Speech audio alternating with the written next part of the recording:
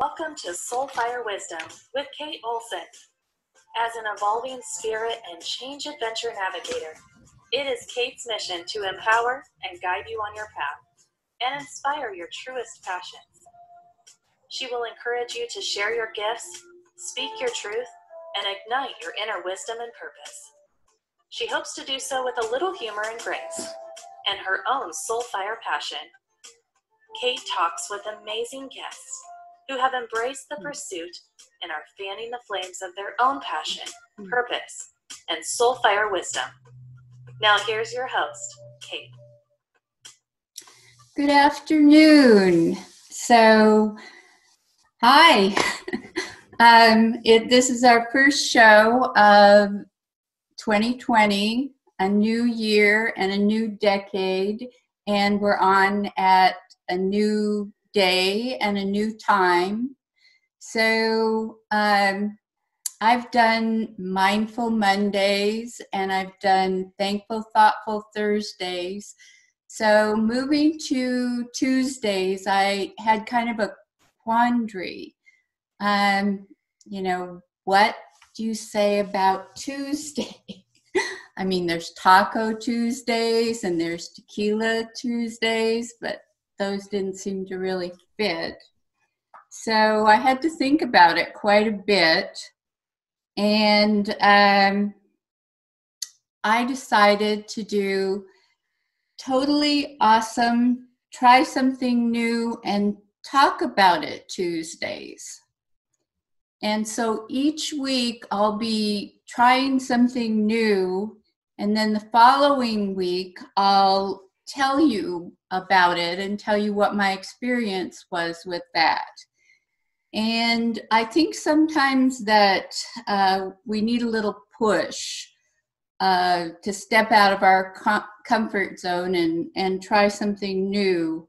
I know that I get stuck in that rut of, doing the same thing, even when it comes to something so simple as, like, what do I order when I go to a restaurant? I tend to find something I like, and then I just order it over and over again. And, that's why they have menus, so you can maybe choose something new. So this past week, what I tried was non-meat burgers. I'm not a vegetarian or a vegan, but I'd like to eat healthier, and I'm, considering those options. So I decided to try the Impossible Burger and the Beyond Burger. And they were both, reasonably good. I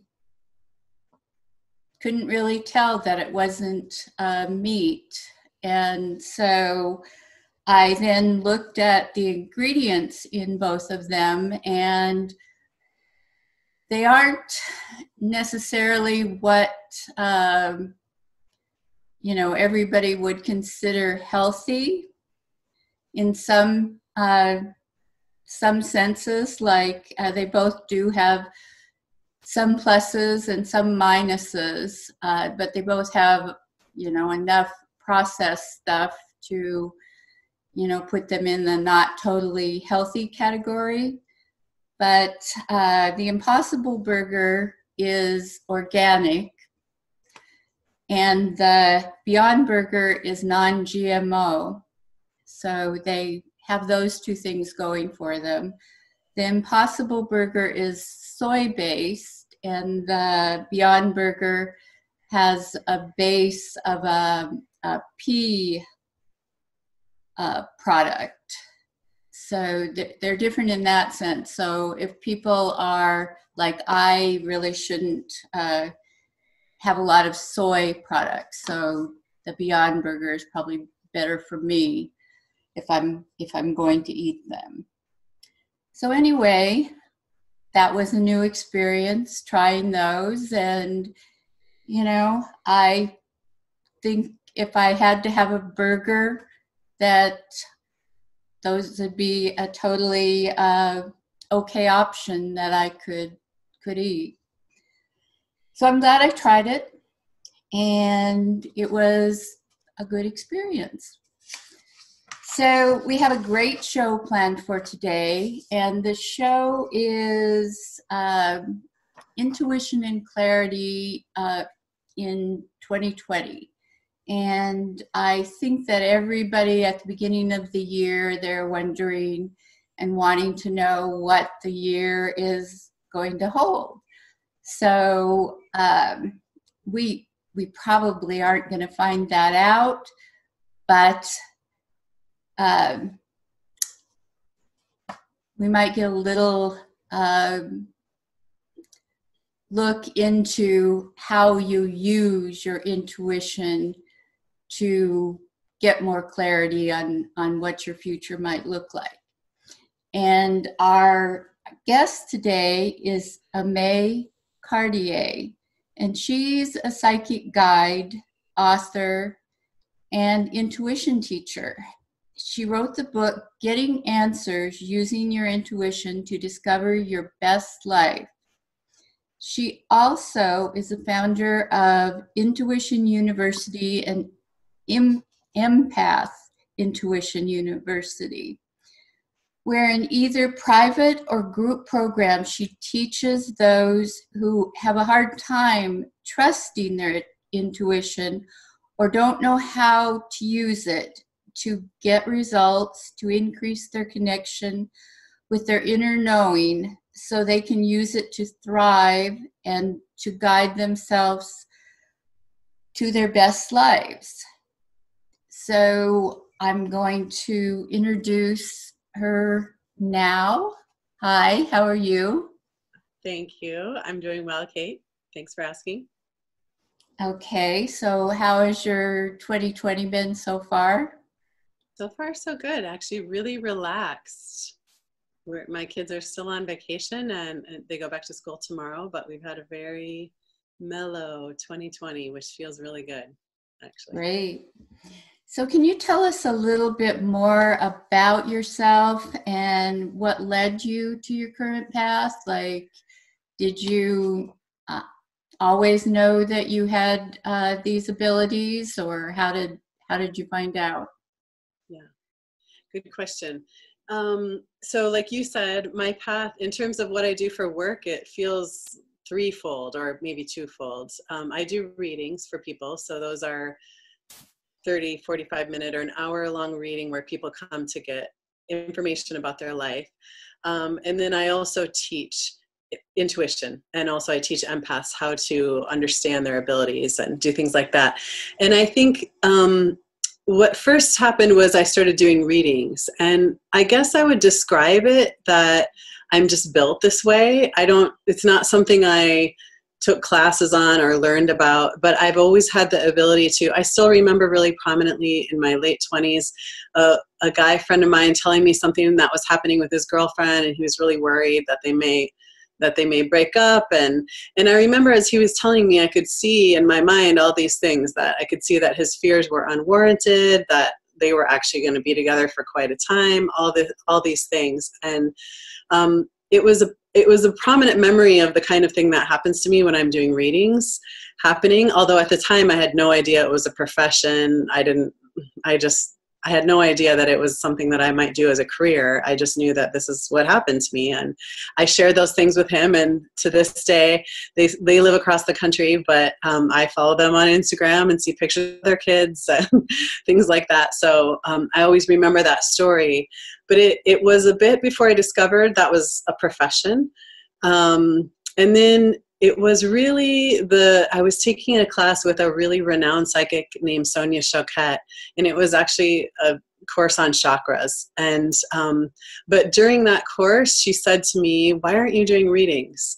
And that was really just the kick in the pants that I needed to start doing it in a professional way.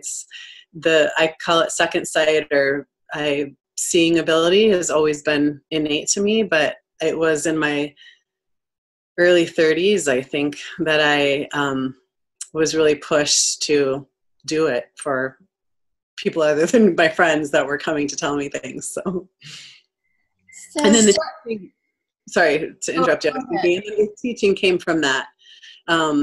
I had clients who were like, I really feel connected to my own highest wisdom when we're on the phone. How can I do that for myself?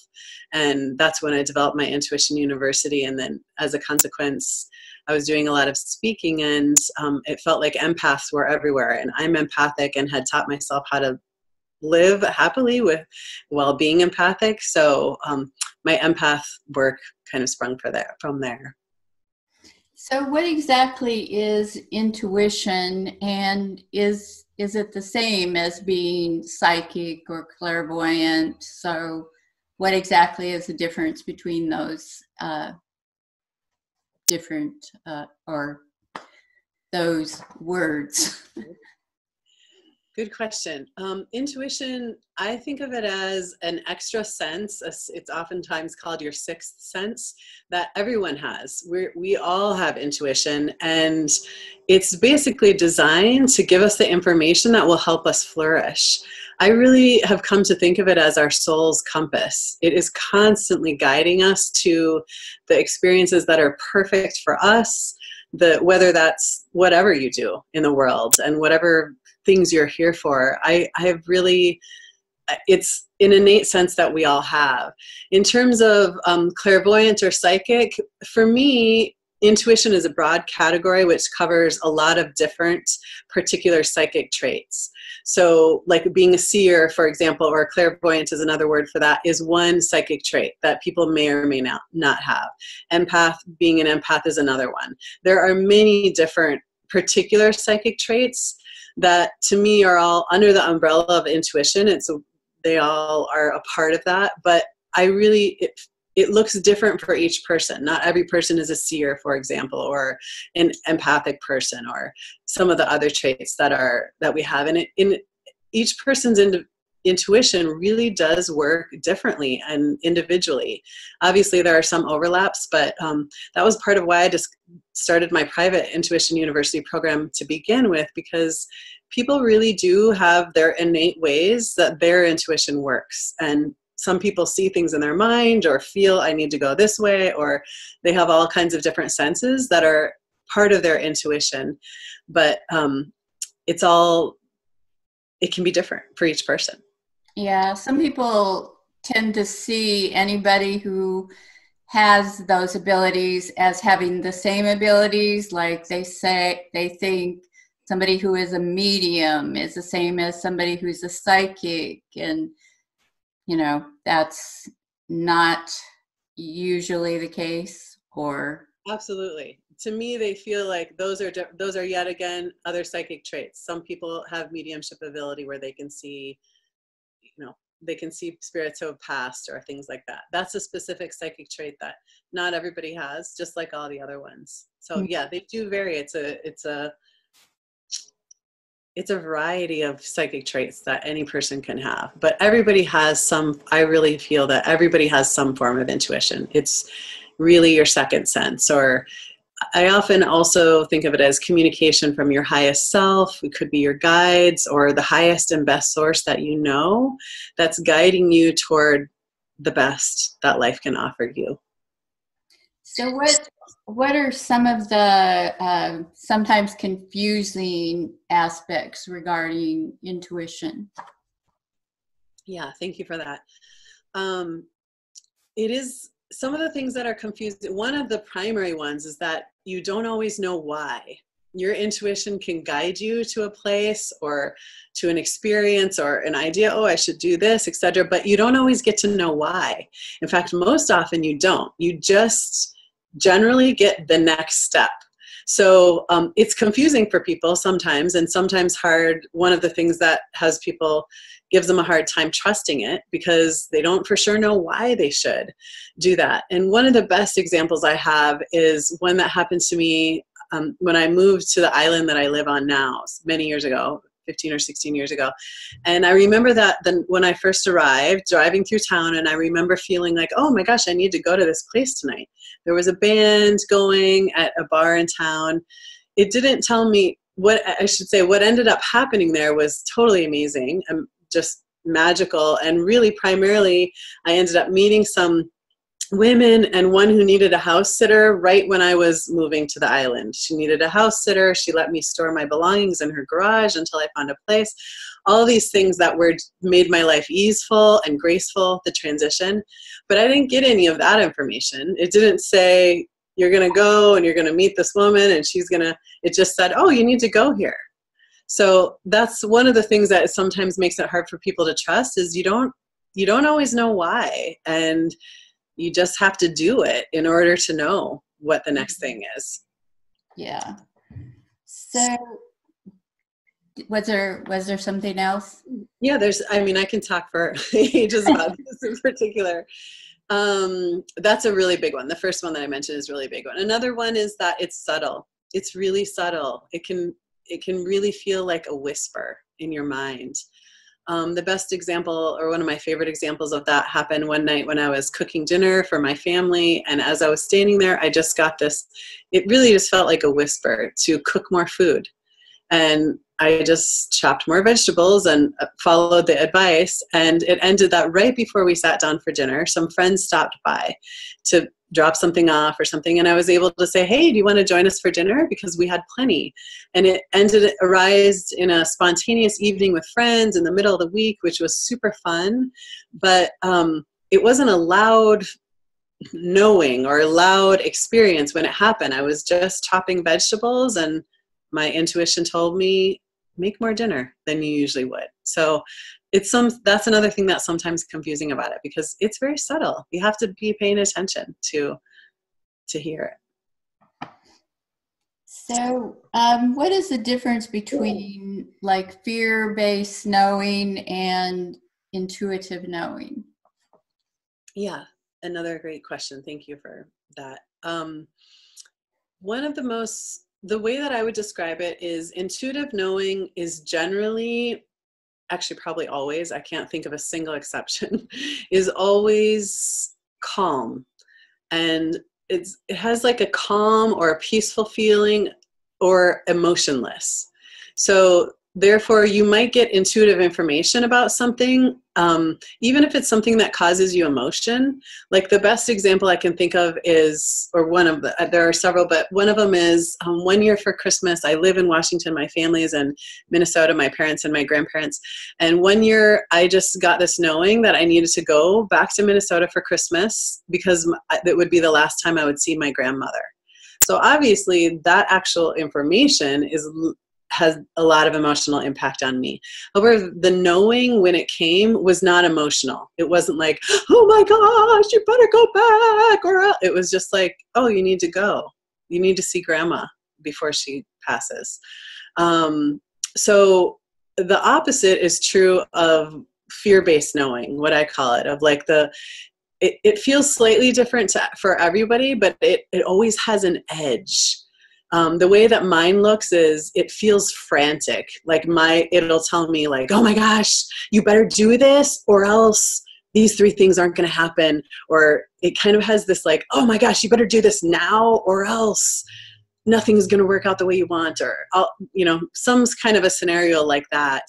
I've had other clients tell me that theirs is judgmental. It has this like, it protects it. It's always telling them about what other people might think if they do this, or so that's another aspect of it. Worrisome is another one. So no matter how it looks specifically in each person, it always has some kind of an edge to it, as I just described it. But it really feels like that. It's completely the opposite as intuitive knowing. No matter what your information you're getting, even if it's about something that will bring up emotion later, the intuitive knowing when it comes is calm, it's neutral, peaceful. Okay, so what's something most people don't realize that is linked to highly functioning intuition? Self-care is the short answer. Self-care. It's rarely linked to that. I feel like there's actually a lot of movement in our culture within the last, I'm not sure how long, few years, especially among women, to notice that self-care is essential. But I've never heard it understood anywhere else that it is also essential for a highly functioning intuition. And part of the reason is because it's very hard for your highest self to get through to you in a whisper, like I mentioned in that comment, or any other way when you're super stressed, when your body is full of tension for other things or going on and, worrisome thoughts, things like that. So attention to the care that I call it your animal body needs, and paying attention to those, not only your body, but the emotional care, spiritual care that you need in order to feel good in the world, is absolutely essential for a highly functioning intuition. Because when you are cared for and in that space, it's very easy for your inner knowing to tell you the things that you need to. It doesn't have to break through the record of stress that is going on in your mind, something like that. Yeah. Yeah, I think stress is a barrier for intuition. Absolutely. So, you mentioned earlier that everyone has intuition. So can it be learned or enhanced? Oh, I definitely think it can be enhanced. Like I said earlier, everybody has their own innate traits. So generally speaking, like when I'm teaching in my different programs, some of the tools are things that anybody can use, but also there is a way that each of us have them, our own innate intuitive characteristics, as I said. But most of the time, it really just comes down to paying attention. I truly find over and over in any of the teaching that I'm doing is, especially because we all have our own innate traits, it's really a matter of just focusing your awareness and noticing, recognizing what's happening and how it works for you. Like, I'm trying to think of an example, but really over and over. Yeah. So the short answer is yes, I absolutely believe it can be enhanced. And it really just takes your paying attention. Wow, how did I know that? Oh, I had this feeling about that. Wow, maybe I get feelings like that. Maybe I'm going to pay attention the next time I get a feeling like that. And then I'm going to follow through and I'm going to see what happens. It's an easy way, a process of self-discovery that you can start to learn, understand your own natural traits, and then start to enhance them just by paying attention. So what are some of the characteristics of people who are highly intuitive? And do all intuitives have the same skills and gifts? And you already told us that, but go ahead and elaborate on it. Yeah. Well, when I think about that, because like I've already said, I see such a vast variety in how intuitive information comes to people. I don't think I could say, I guess the only defining characteristic that I could definitely say that all intuitive people have or that they share, is the ability to hear or listen to that knowing, to trust it, and to act on it. Because I've seen, obviously in my life, I use my seeing ability to serve clients through my readings and things. I've also had students who were artists, and they used their intuition in their art, not only in their own art, but also in teaching others art. I've also known high up executives who used their intuition to further their role in the world and their work within a business and the success of a company. So I don't think I could say specifically that I don't think there's a trait other than the ability to hear, listen, and act on the inner knowing that they're having that all highly intuitive people have. They really come in all shapes and forms and jobs and careers and with all kinds of soul plans. And but they all do universally listen and act, trust and act on that knowing that they receive. So how do intuition and clarity interact or intersect? what do they have to do with one another, basically? Good question. To me, when I think of that, it looks like intuition is a skill, or is a trait that we all have that provides clarity. They relate because that's essentially one of the things that our intuitive senses are designed for. They're giving us clarity, whether it's on the next path, the next step, or sometimes even just the emotional state another person is in. When you understand that, it helps you address the situation or move forward in a way that feels right to whatever the situation is. So sometimes it's clarity on all kinds of things. Like, really, it could be anything, quite literally. And sometimes it's just information that's helpful to know. Like, for example, if somebody's in a really upset state, it might not be a good time to have a certain discussion with them. You might want to wait until they're calm to discuss things in a different way, or, make decisions or something like that. So sometimes it's just information for you, and sometimes intuition is providing you clarity of steps. And the example that I gave about my grandma was a good example of that. It was clarity of buy a plane ticket and go to Minnesota this year for Christmas, like a very specific action that I needed to take. But I really feel that intuition is designed to give you clarity on your life, really. Okay. So how can you use intuition to get clarity on like particular issues or what you should do about something? What are, maybe some ways that you could start that process or do that? Yeah. Good question. It's very easy. It really is. It's so easy. I wrote a book called Getting Answers, Using Your Intuition to Discover Your Best Life. I think you mentioned it. And in there, I detail in a very simple 4-step process what anybody can do to get the answers to their questions and the questions of your life. And anybody can do it, really. And that's why I wrote it. I wanted my clients to know how easy it is, that it's available to you. And you can download the first part of that on my website. So if that's of interest, you can start right now. But essentially, the first steps in it are, the first one is what I call align with the highest. And that has to do with, you don't just want any answers. You want the answers that are going to best serve you.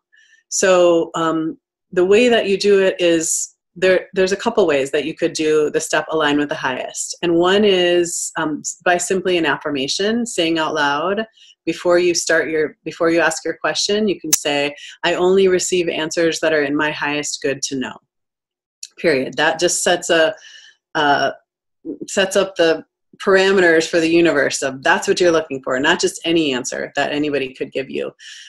Or another way you can do it is to address your question, which is going to be the next step, to the highest and best source you know. So whether you're saying you're addressing that to your highest self or God or the divine or creator, however it is that you address this, essentially you're looking for the highest and best source you know. So that's the first step and is essential because you want to know that that's the answers that you're getting, that that's the ones that you're asking for.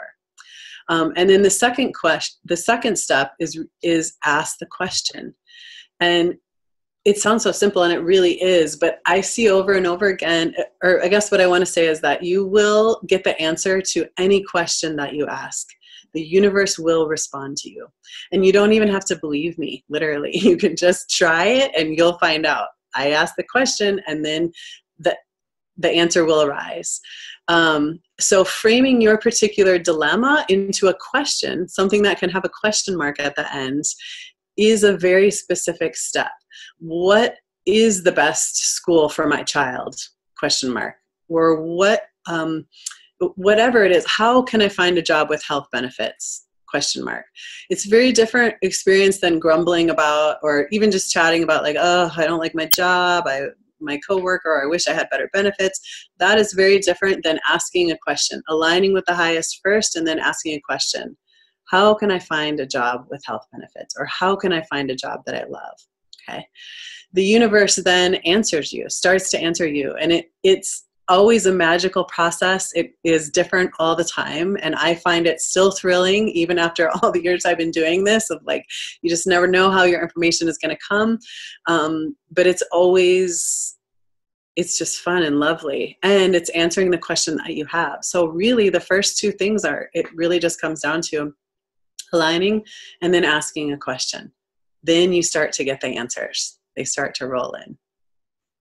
Okay.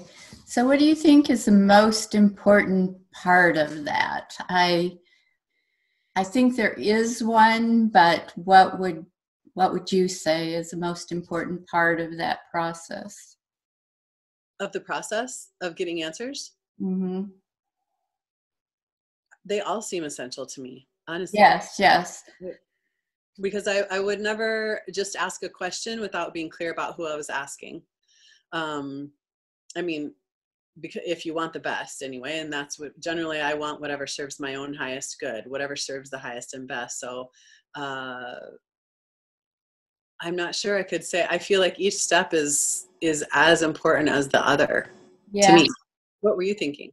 Well, it's something I tell my clients. It's something kind of that applies to life in general too. And it's asking good questions, asking questions that are going to, answer the, whatever it is that is really is what you want to know. Absolutely. Yeah, So totally. Sometimes, just as in life, we don't get a good answer because we ask a question that's too vague, which I might have done right there when I asked you that question.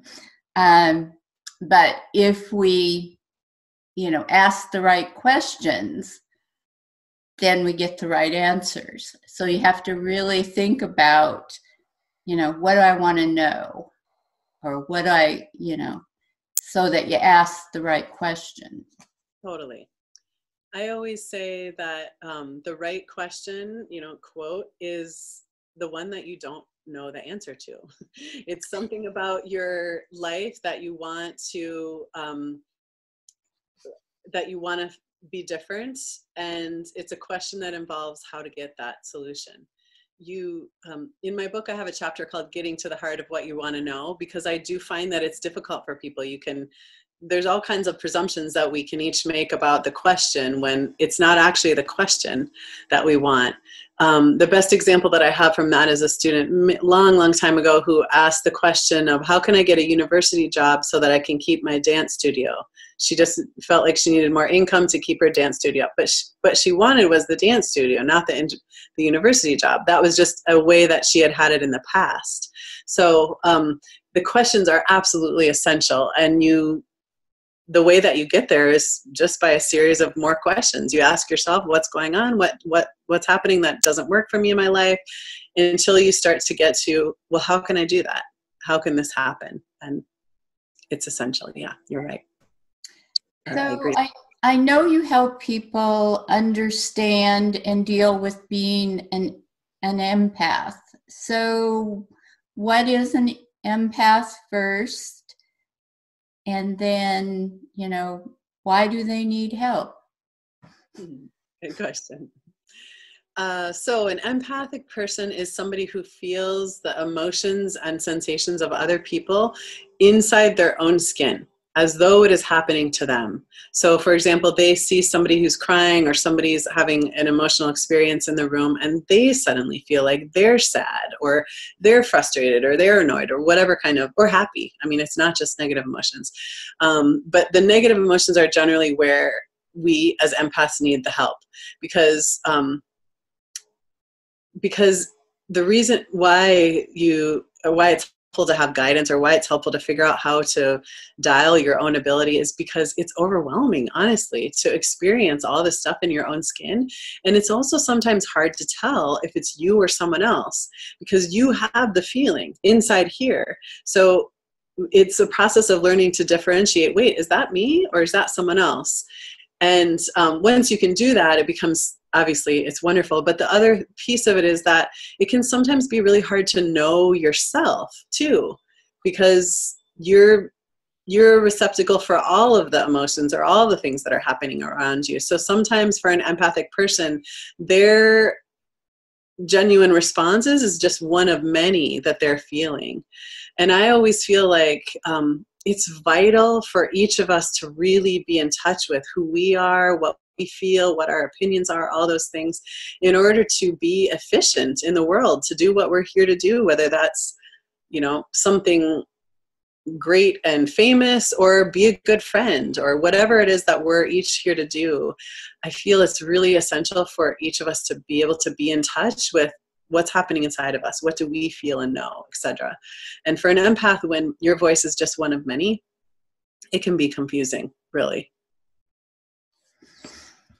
So what's the most amazing thing about intuition and the gift of being an empath? Well, I think the most amazing thing about intuition is that we have it. I mean, it's amazing that we each have a sense inside of our own body that is designed to help us flourish. I mean, just to me, that alone is amazing. That we're all gifted with that sense that's guiding us constantly to whatever experience we need, whatever understanding we need, whatever path is right for us. To me, that alone is spectacular. And it's so different for each person because we all have different life plans and all these things. So I find that really amazing, honestly.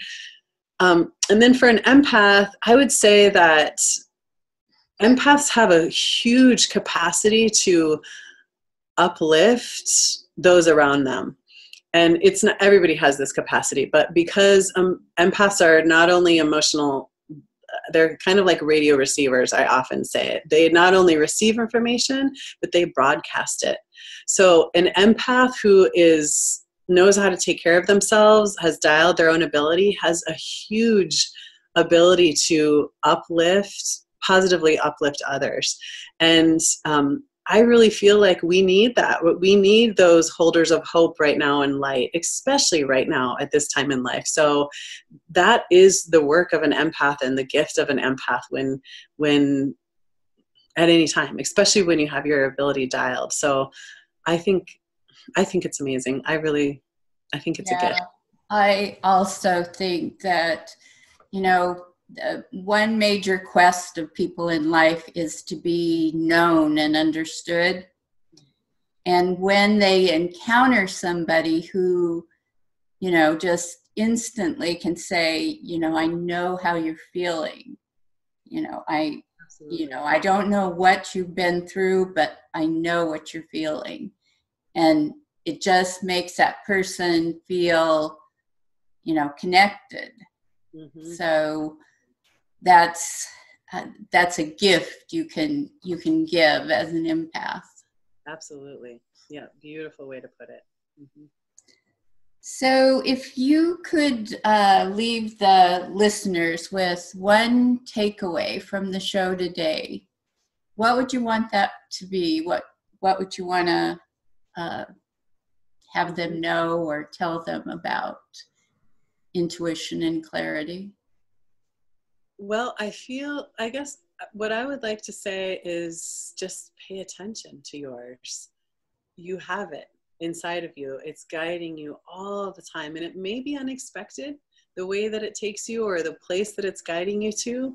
But the more you start to trust it and listen to it, the more you discover that you always win when you trust your own intuition. You might not know exactly why then, and maybe it might not be clear until sometimes years later. Usually, obviously not always takes that long, but it's always guiding you to what is best and perfect for you. So I guess that's what I would leave everyone with is this is a sense that you already own. All it takes is you listening and paying attention and acting on the guidance you receive in order to get the goodness. Sounds like good advice. So can you tell people if they want to get in touch with you, what would be the best ways to to get a hold of you? Yeah, absolutely.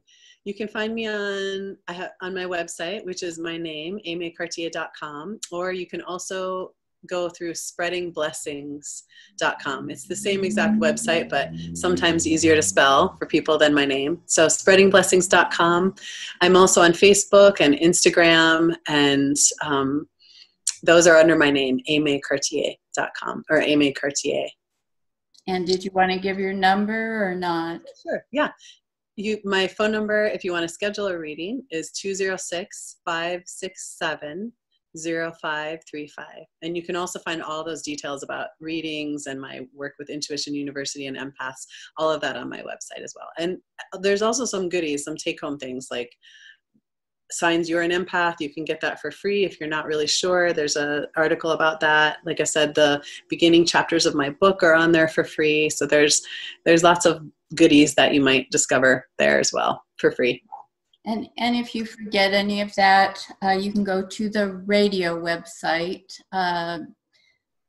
soulfireradio.com, click on guests, scroll down to Aimee's pitch or photo, and underneath the photo it gives her contact information. So lots of ways to find it and get in touch.